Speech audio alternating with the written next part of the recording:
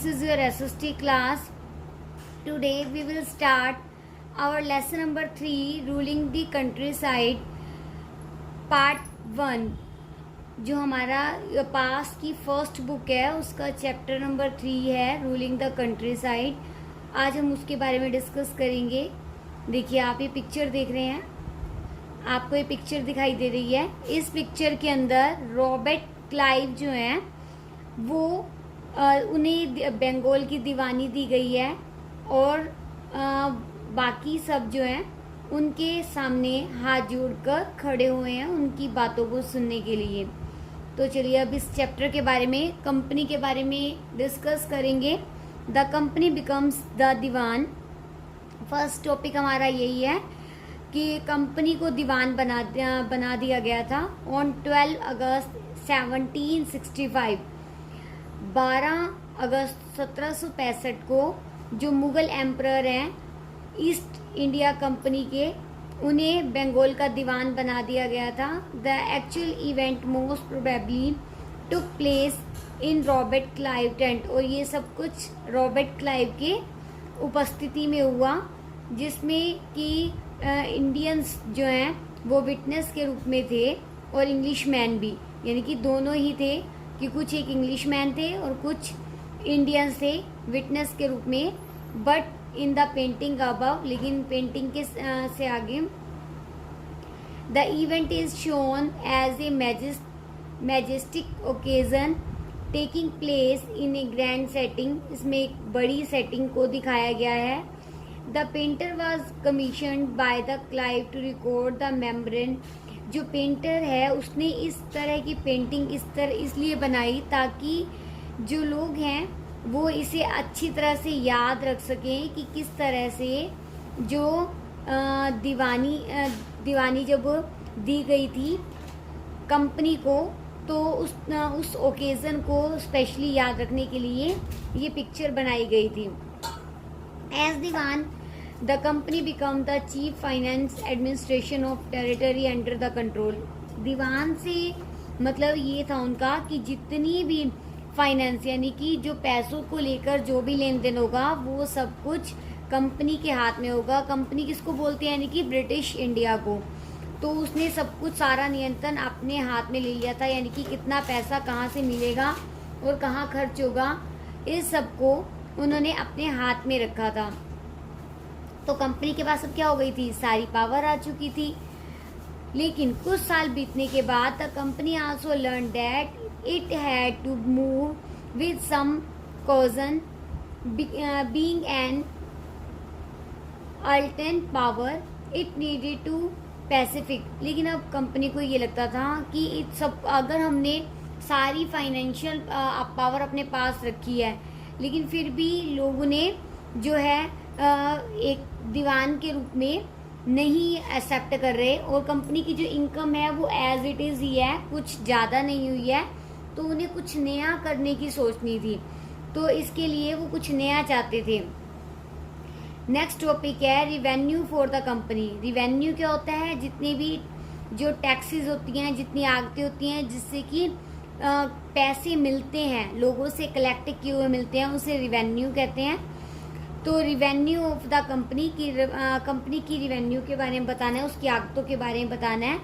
The company had become the diwan. Company दीवान तो बन गई, लेकिन अभी भी उन्होंने देखा कि जो वो अभी भी व्यापारी ही है. व्यापारी क्यों, देखो जो अंग्रेज थे वो क्या करने आए थे हमारे इंडिया में, वो व्यापार करने आए थे. किस चीज़ का, दालचीनी का, काली मिर्च, सूती कपड़े का, इन सब का व्यापार करने आए थे. लेकिन धीरे धीरे वो जो हमने सेकेंड चैप्टर में रीड किया था कि प्लासी और बक्सर के युद्ध के बाद उन्होंने धीरे धीरे जो बंगाल पे अपना अधिकार कर लिया था और वहाँ के शासक बन बैठे थे. लेकिन वो ये चाहते थे कि उनकी जो रिवेन्यू है, यानी कि उनकी इनकम है, वो उनकी इच्छा अनुसार नहीं बढ़ रही. तो इसके लिए उन्हें कुछ अलग से कलेक्शन करनी चाहिए. The effort was to increase the revenue as much as it could and buy fine cotton and silk cloth as cheaply as possible. वो ये चाहते थे कि उन्हें इतनी इनकम हो जाए जिससे कि वो अच्छी तरह का सूती कपड़ा, अच्छी क्वालिटी का और सिल्क वो बिल्कुल सस्ते दामों पर खरीद सकें। विद इन 5 ईयर्स, 5 सालों के बाद value of goods brought by the company in Bengal double. 5 साल के बाद चीज़ों के जो दाम थे उन्होंने 2 गुने कर दिए। बिफोर 1865, 1865 से पहले the company had purchase good in India by importing gold and silver. पहले कंपनी क्या करती थी, वो इंडिया के अंदर जब व्यापार करने आई तो सूती कपड़े, दाल चीनी, रेशम इन सबको खरीदती थी और बदले में क्या देती थी, सोना और चांदी देकर ये सब चीजें खरीद लेती थी और फिर अपने देश में जाकर इन्हें बेच देते थे। लेकिन अब वो ये चाह रहे थे, कंपनी ये चाहती थी कि उन्हें कुछ ऐसा करना है कि उन्हें पैसा भी ना लगाना पड़े और उनका काम भी, यानी कि वो सामान भी खरीद सकें। इट मीन्स कैसे, वो ये चाहते थे, कंपनी ये चाहती थी कि जैसे वो बंगाल के दीवान बन गए, ठीक है, तो अब वो ये चाह रहे थे कि वो जो दीवान, जो उनके पास जो पैसे आएंगे, जो टैक्सेस वगैरह से पैसे आएंगे, वो उन सारे पैसों को इकट्ठा करके इंडियन लोगों के ऊपर ना खर्च करके वो ये चाहते थे इन पैसों से वो अपना व्यापार करें। यानी कि यहाँ से कॉटन और सिल्क किससे खरीदे, जो उनके पास टैक्स इकट्ठे होते थे। वो टैक्स किसके होते थे, इंडियंस के होते थे। तो यानी कि वहां से पैसे इकट्ठे किए उन्होंने और फिर उन्हीं पैसों से क्या करते थे, कॉटन और सिल्क को खरीदते थे और जो और चीजों का व्यापार करते थे उन सबको खरीदा और फिर अपने देश में जाकर बेच दिया। इस तरह से उन्हें क्या हुआ, डबल प्रॉफिट हुआ। कैसे, एक प्रॉफिट तो वो हुआ कि उन्होंने बिना कुछ लगाए हुए, बिना एक भी रुपया लगाए हुए उन्होंने चीजें खरीदी और फिर उसे अपने देश में जाकर बेची। जब उन्होंने एक कुछ भी पैसे नहीं लगा के सामान तो खरीद लिया और बेचने के बाद भी उन्हें वो पैसे मिले, तो बिना पैसे लगाए चीजें भी खरीद ली और बेचने के बाद भी उन्हें जो दुगने पैसे मिले वो भी उन्हें मिल गए, यानी कि उन्हें तो डबल प्रॉफिट हो गया। इस तरह का वो ये प्रोसेस चाहते थे और उन्होंने वो किया भी।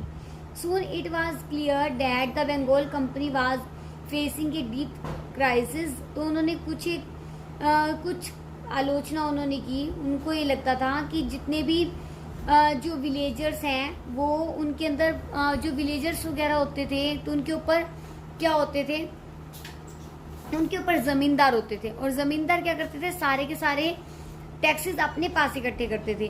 तो अब जो नवाब थे, जो कंपनी थी, वो ये चाहती थी कि ये सारे के सारे पैसे उनके पास आ जाएं। They being forced to sell their goods to the company. और ये चाहती थी कि वो जितनी भी चीजें हैं वो सब की सब चीजें वो कंपनी को ही बेचें। यानी कि जो किसान थे वो पहले किसको बेचते थे, अपने सारे जो अनाज उत्पादन किया उन्होंने वो जमींदारों को बेचते थे। जमींदार उससे प्रॉफिट उनसे कम दामों पे खरीद के फिर मार्केट में सेल करने जाते थे, तो इससे जमींदारों को प्रॉफिट होता था। अब जो कंपनी ये चाह रही थी कि जमींदारों का रोल ही बीच में से खत्म हो जाए और जो लोग हैं, किसान हैं, डायरेक्टली उन्हें जो अपनी चीजें हैं वो उन्हें सीधा सीधा बेचें, जिससे उन्हें प्रॉफिट हो और ना कि जमींदार को। इसके लिए 1770 a terrible famine killed 10 million people in Bengal. तो इस तरह से कुछ एक रीजन थी जिसकी वजह से वहां पर बंगाल के अंदर की स्थिति आई थी।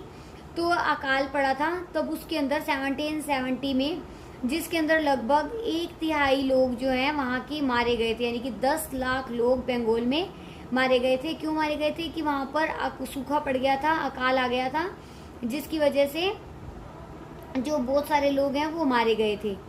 तो अब हमारे पास नेक्स्ट टॉपिक है the need to improve agriculture, कि हमें अपनी एग्रीकल्चर को अब इम्प्रूव करना था। वो कैसे होगा, if the company was in ruins could the company be certain of its revenue income। अब कंपनी चाहती थी कि उनकी जो रिवेन्यू इनकम है वो बढ़ जाए और जो इकोनॉमी है उनकी जो नष्ट हुई है, जैसे कि अकाल की वजह से जो नुकसान हुआ है वो पूरा हो जाए। तो company official began to feel that investment in land. तो कंपनी के जो ऑफिसर थे, यानी कि जो अधिकारी थे, उन्होंने सोचा कि जो भूमि है उसके ऊपर इन्वेस्ट किया जाए, उसे कृषि को इम्प्रूव किया जाए। आपको बता देती हूँ कि जो हमारा सेटलमेंट है परमानेंट, ये 1793 के अंदर चार्ल्स कॉर्नवालिस ने, जो वहाँ के गवर्नर जनरल थे, उन्होंने ये सेटलमेंट लागू किया गया था, उन्होंने इंट्रोड्यूस किया था। अब प्रॉब्लम क्या आई इसके लिए, जो परमानेंट सेटलमेंट लागू कर दिया गया उसके सामने क्या क्या समस्याएं आई। The permanent settlement however created problem, इसने बहुत सारी प्रॉब्लम्स क्रिएट की। Company official soon discovered that zamindar were in fact not investing in the improvement of land. अब कंपनी को ये एहसास हुआ कि जमींदार जो है जमीनों के अंदर अब इन्वेस्ट नहीं करना चाहते थे। The revenue that had been fixed was so high, जो उन्होंने कर लागू किया था वो बहुत ज्यादा था और उसे पे करना बहुत मुश्किल था।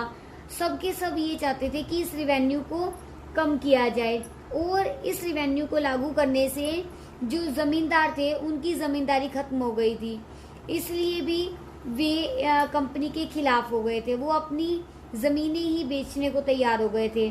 Bye the first decade of 19th century के फर्स्ट डिकेड के अंदर द सिचुएशन चेंज, सिचुएशन जो है वो बदल गई। The prices in the market rose and cultivation slowly expanded, जो कल्टीवेशन है अब उसकी रफ्तार जो है वो धीरे हो गई और जो चीज़ों के दाम थे वो बढ़ गए थे। This means that an increase in the income, यानी कि अब इनकम तो बढ़ गई थी लेकिन इनकम ऑफ जमींदार तो बढ़ गई, but no gain of the company, लेकिन कंपनी को कोई प्रॉफिट नहीं हो रहा था। यानी कि अब सब कुछ ठीक हो गया लेकिन कंपनी की क्या थी, उनको कोई प्रॉफिट नहीं हो रहा था, वो वहीं के वहीं थी, यानी कि नो गेन नो प्रॉफिट वाली स्थिति पे थे अभी भी। इवन द जमींदार did not have an interest in improving the land, अब जमींदार भी इंटरेस्ट नहीं ले रहे थे कि लैंड की इम्प्रूविंग कैसे की जाए। Some had lost their lands in the earlier years of settlement, कुछ एक ने तो अपनी जमीनें खो भी दी थी।